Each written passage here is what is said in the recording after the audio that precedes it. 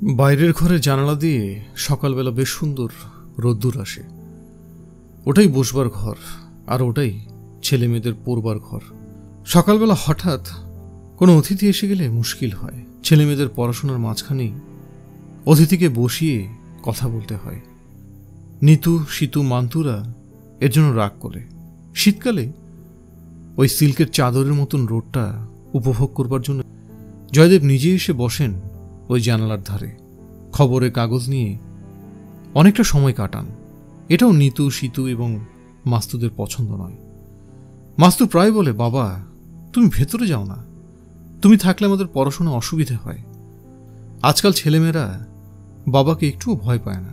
জয়দেবদের ছেলেবেলায় কাছাকাছি বাবার চটি জুতোর শব্দ শুনলেই ভয়ে বুক কাঁপত। বাবা এবং জ্যাঠামশাই মাঝে মাঝেই হুঙ্কার দিতেন, এই ছেলেমেয়েরা মুখ বুজে আছিস কেন? কি হচ্ছে ওখানে? চেঁচিয়ে চেঁচিয়ে পড়। এখন নিতু, সীতু, মাস্তুদের ওসব বালাই নেই। চেঁচিয়ে পড়ার কথা বললে ওরা হাসে। ওদের পড়াশোনার ব্যাপারে বেশি নাক গলাতে গেলে চটে যায়। মাস্তু একদিন বলেছিল, বাবা তুমি তো সায়েন্স পড়েছিলে, তুমি ইকোনমিক্সের কি জন্যে? আমি কতটা পড়ছি না পড়ছি তা তুমি কিভাবে বুঝবে? অবশ্য ছেলে মেয়ে তিনটেই পড়াশোনায় বেশ ভালো।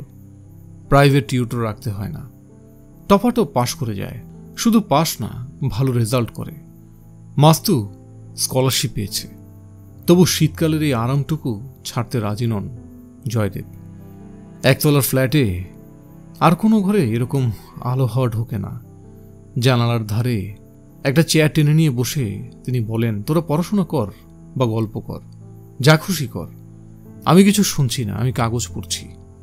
বড় ছেলে সদ্য বদলি হয়েছে জমশেদপুরে। সেখানে সে একা থাকে। তার বউ, ছেলে মেয়ে এখানে। দুটি যমজ নাতি মাঝে মাঝে তার ঘাড়ে চড়ে উপদ্রব করতে আসে। ওদের সঙ্গে খুনসুটি করতে করতে হাসতে হাসতে জয়দেবের খেয়াল থাকে না। তখন মাস্তু ধমক দিয়ে বলে, বাবা তোমার জন্য আমরা পড়তেই পারছি না। কেউ কখনো শুনেছে বাবার জন্য ছেলে মেয়েদের পড়াশোনার ক্ষতি হয়? মাস্তুর স্বভাবটা প্রায় তার মায়ের মতন। সব কথার মধ্যেই ধমকের স্বর। শুনতে জয়দেবের খারাপ লাগে না, অনেক দিনের অভ্যেস তো। 9:30টার সময় মাস্তুরা একে একে স্নান করতে যায়। দুপুরবেলা এই ঘরটা ফাঁকা। তখন অবশ্য রোদ পোয়াবার দরকার থাকে না। কলকাতার শীতে দুপুরের রোদ আরামদায়ক নয়। তবু দুপুরবেলা জয়দেব এই ঘরেই অনেকটা সময় কাটান। রিটায়ার করার পর থেকে তার খুব বই পড়ার ঝোঁক হয়েছে। অন্য কোনো বই না পেলে তিনি এক একদিন ছেলে মেয়েদের বই ঘেটে দেখেন পড়ার মতন কিছু আছে কিনা।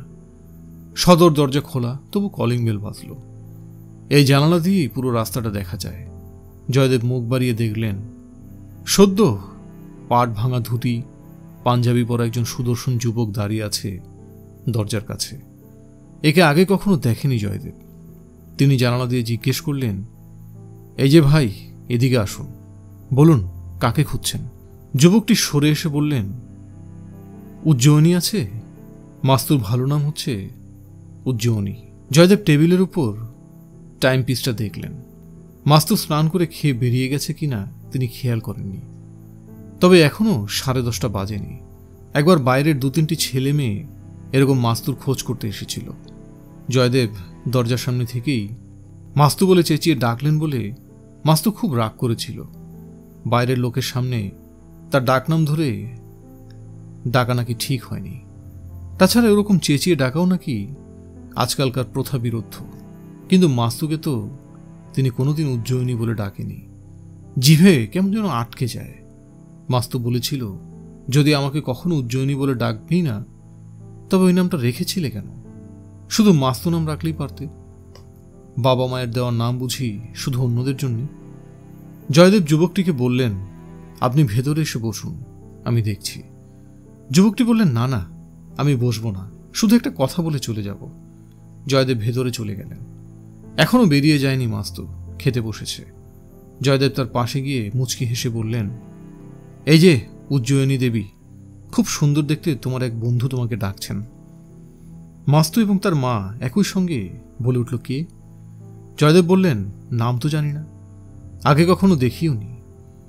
মাস্তু ভ্রু কুচকে দু এক মুহূর্ত চিন্তা করল, তারপর এটো হাতেই সে ছুটে গেল দরজার কাছে। তারপরেই এক অদ্ভুত বিস্ময়ে চিৎকার করে বলল, ও মা, আপনি? আসুন আসুন, বসবেন, আসুন। না না, একটু বসতেই হবে, 1 মিনিট প্লিজ, আমি হাতটা ধুয়ে আসছি। বাকি ভাতটা তার খেলই না মাস্তু।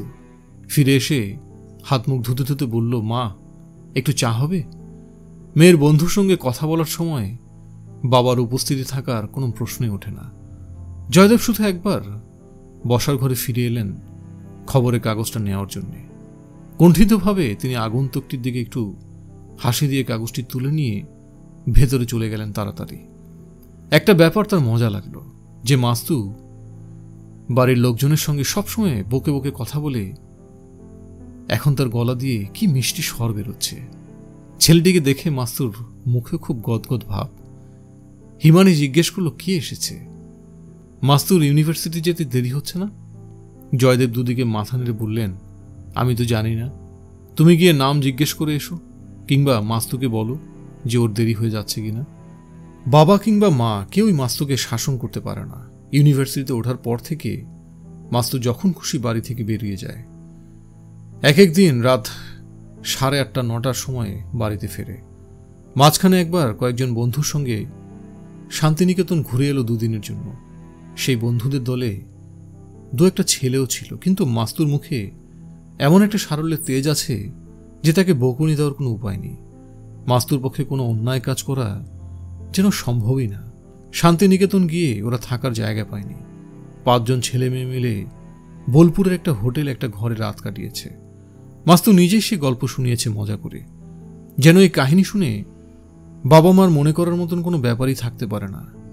আজকের ছেলেটিকে জয়দেবের বেশ পছন্দ হয়েছে। আজকাল ধুতি পাঞ্জাবি পরা ইয়াংম্যান তো দেখাই যায় না। শুধু সেজন্য নয়, ওর মুখে বেশ একটা ব্যক্তিত্বের ছাপ আছে। দেখতেই বোঝা যায় ভালো পড়াশোনা জানে। জোর করে ধরে ধরে কিংবা নিজেরা সম্বন্ধ করে মাস্তুর যে বিয়ে দেওয়া যাবে না, তা জয়দেব আর হিমানি দুজনেই জানেন। সে চেষ্টাও তারা করবেন না। কি একটা প্রসঙ্গে মাস্তু একদিন হিমানিকে বলেছিল, আমার যেদিন ইচ্ছে হবে সেদিন যাকে খুশি বিয়ে করব, তোমরা তার আগে একটি কথা উচ্চারণ করতে পারবে না। তবু হিমানি মেয়ের বিয়ের চিন্তা করেন। রাত্রিরে শুয়ে শুয়ে জয়দেবকে বকুনি দেন। জয়দেবকে তখন বলতে হয়, মাস্তু যাকে পছন্দ করবে সে কখনো খারাপ হতে পারে না। আজকের এই যুবকটি যদি মাস্তুর সেই পছন্দের পাত্র হয়, তাহলে দুজনকে সুন্দর মানাবে। সন্ধ্যাবেলা জয়দেব জিজ্ঞেস করলেন, আজ যে ছেলেটি এসেছিল ওর নাম কি রে? মাস্তু ভ্রু তুলে বললেন, ছেলেটি? কোন ছেলেটি? অরুণাভ রায়।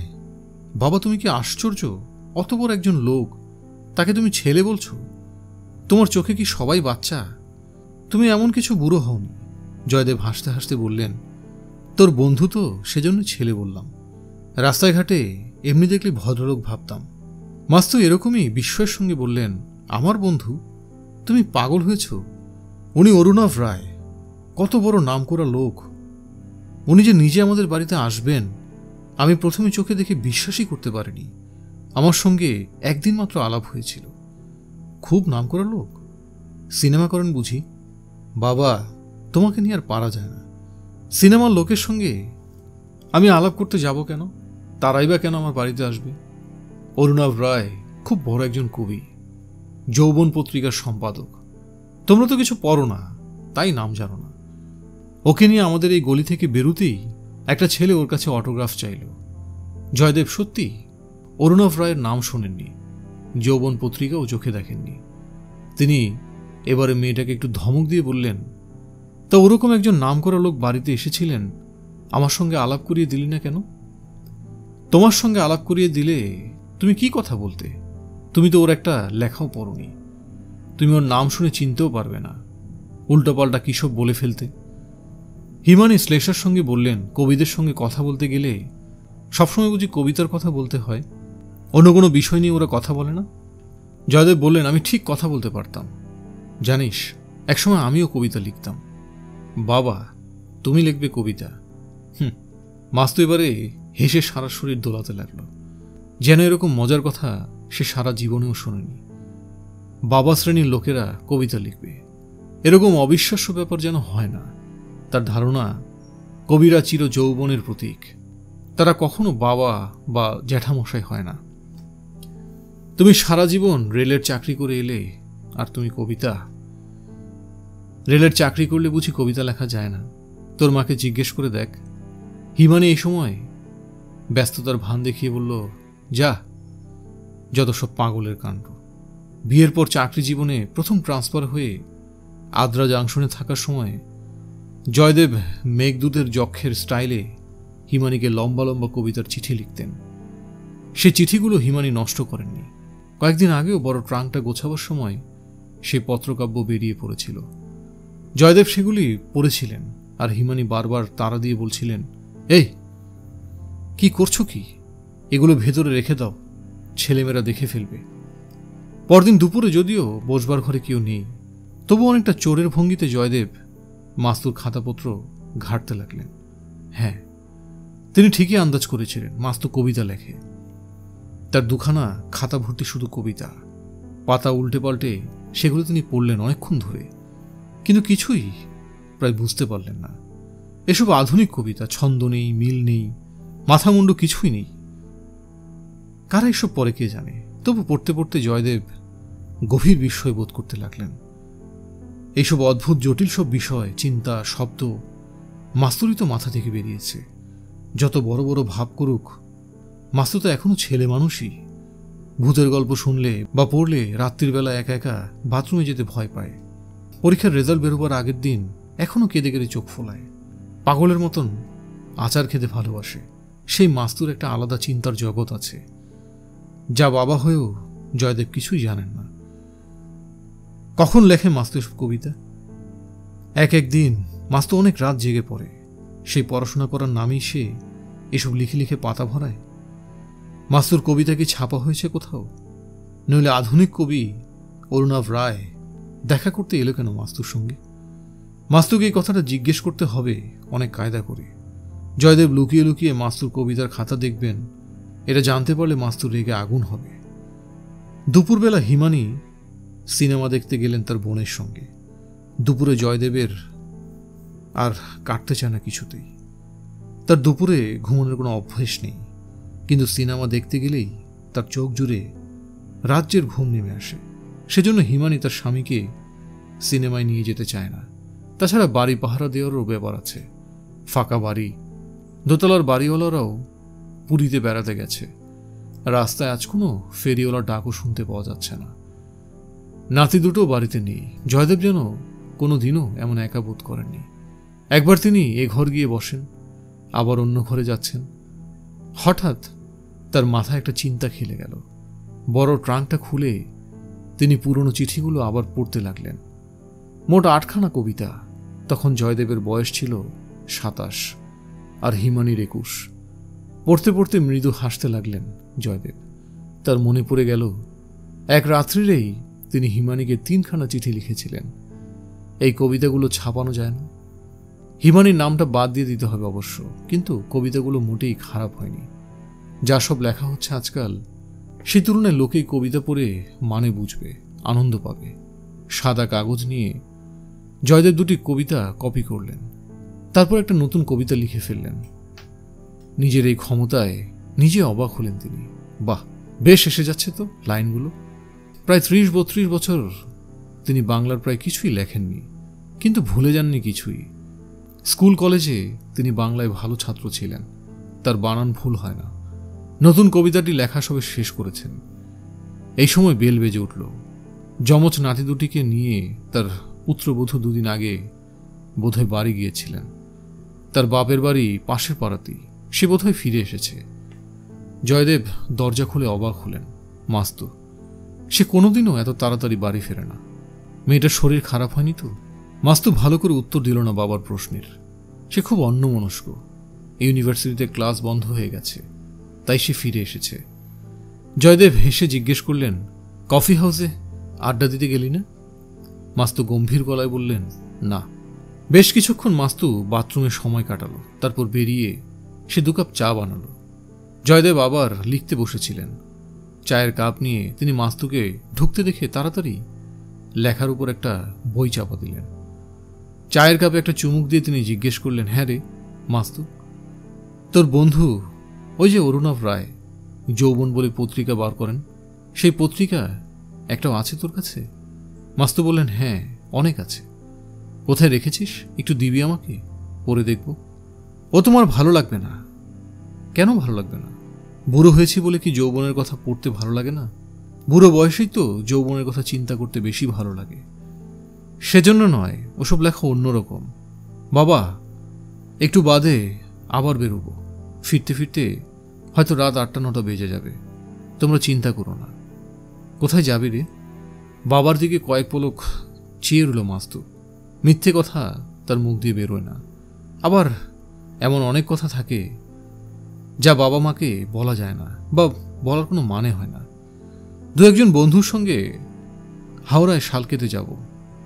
শালকে যাবি কেন হঠাৎ? ওটা কি একটা বেড়াবার জায়গা হলো? বেড়াতে নয়, একটা মিটিং আছে। মিটিং? কিসের মিটিং? তুই পলিটিক্স করছিস নাকি? যাসনি তো আগে কোনোদিনও। সেরকম মিটিং নয়, এটা সভা, মানে সাহিত্য সভা। অরুণাভ রায় সেখানে যাবে? হ্যাঁ, উনি যাবেন। হঠাৎ ওর কথা জিজ্ঞেস করছো?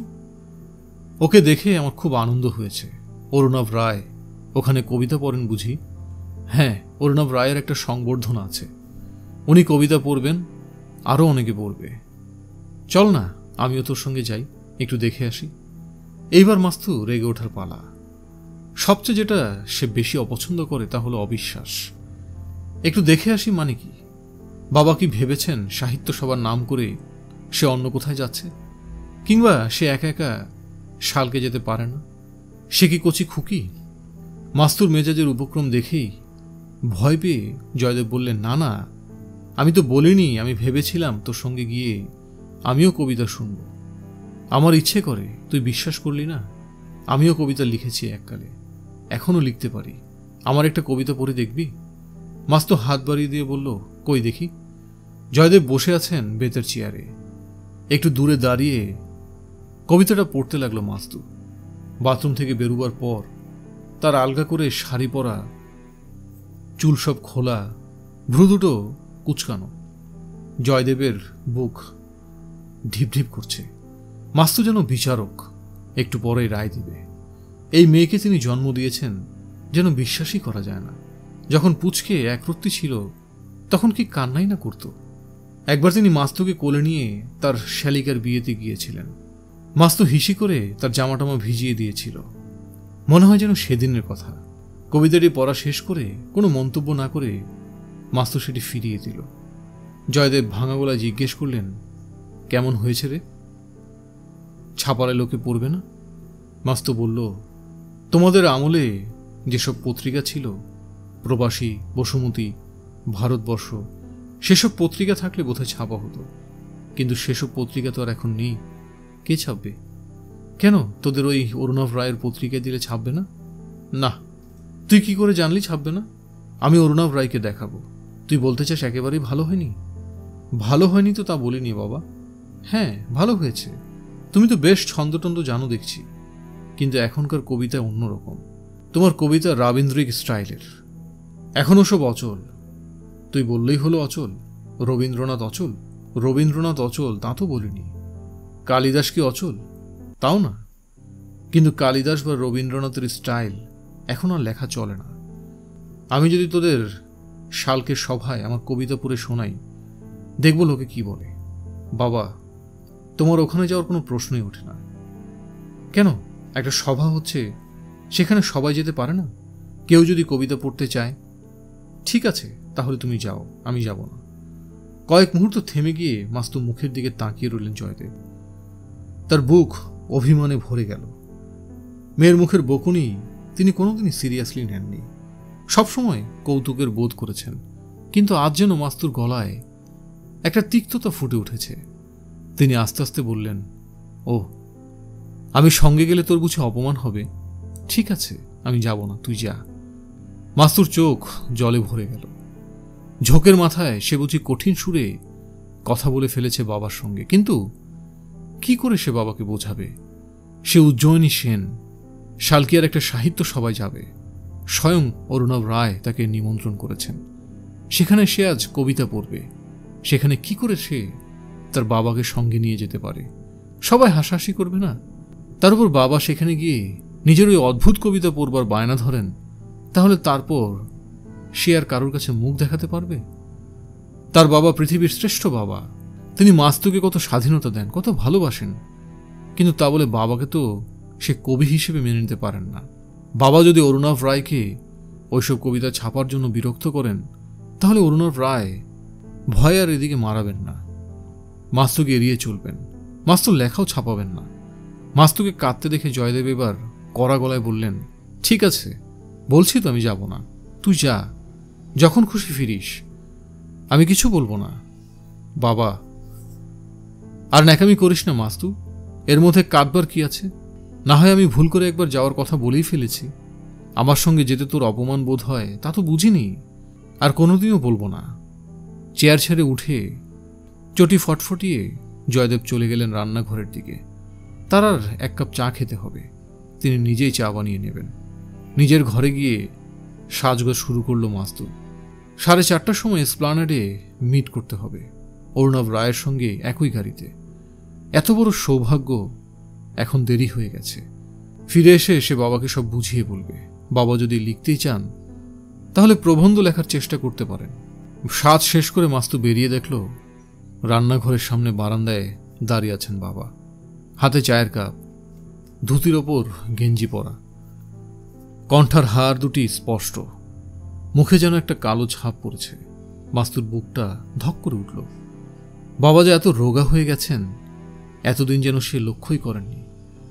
কি অসহায় তার দাঁড়াবার ভঙ্গি, যেন এই পৃথিবীতে তার কোনো মূল্যই নেই। মাস্তুর ইচ্ছে করল তার হাতের খাতাটা ছুঁড়ে ফেলে দিতে। কোনো দরকারই নেই শালকে যাওয়ার। সে বাবার গলা জড়িয়ে ধরে বলবে, বাবা তুমি রাগ করো না, তোমাকে এরকম ফাঁকা বাড়িতে আমি একা রেখে যেতে পারি? বাবা, তুমি যখন কবিতা লিখতে তখনকার গল্প বলো, তোমার অন্য কবিতাগুলো পড়ে শোনাও তো সবকটা। বাবা, তুমি রবীন্দ্রনাথকে চোখে দেখেছ? বাবা, তুমি কি মাকে কখনো কবিতা পড়ে শুনিয়েছ? এরকম গল্প, অনেক গল্প হবে বাবার সঙ্গে, কিন্তু 4:30 বাজতে আর বেশি বাকি নেই। কথা দেওয়া আছে অরুণাভ রায়রা দাঁড়িয়ে থাকবে, হয়তো অনেকক্ষণ অপেক্ষা করবে মাস্তুর জন্য, ওদের দেরি হয়ে যাবে। বাবা, আমি আসছি বলেই ছটফটিয়ে বেরিয়ে গেল মাস্তু। গল্পটা এখানেই শেষ। ধৈর্য ধরে গল্প শোনার জন্য ধন্যবাদ। আলো ছায়া আমাদের নতুন চ্যানেলটি সাবস্ক্রাইব করতে পারেন। সব ধরনের উপন্যাস নিয়ে আমাদের নতুন চ্যানেল আলো ছায়া, আর ছোট গল্পের সম্ভার নিয়ে কুপির আলো তো আছেই। দুটি চ্যানেলই সাবস্ক্রাইব করে আমাদের পাশে থাকতে পারেন এবং আমাদেরকে আপনাদেরকে আলোকিত করার সুযোগ দিতে পারেন। ধন্যবাদ।